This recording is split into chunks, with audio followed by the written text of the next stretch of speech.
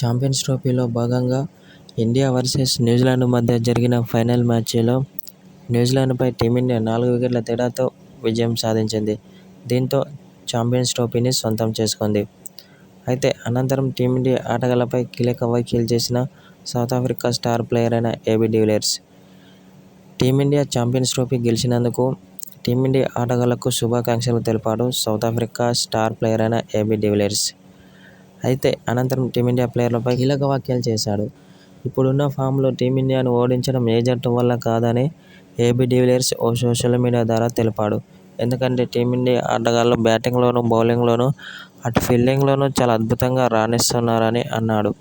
కాబట్టి టీమిండియాను ఓడించడం ఏ జట్టు వల్ల కాదని ఏబీ డివిలియర్స్ పేర్కొన్నాడు. అనంతరం టీమిండియా ఆటగాళ్లపై ప్రశంసల వర్షం కురిపించాడు.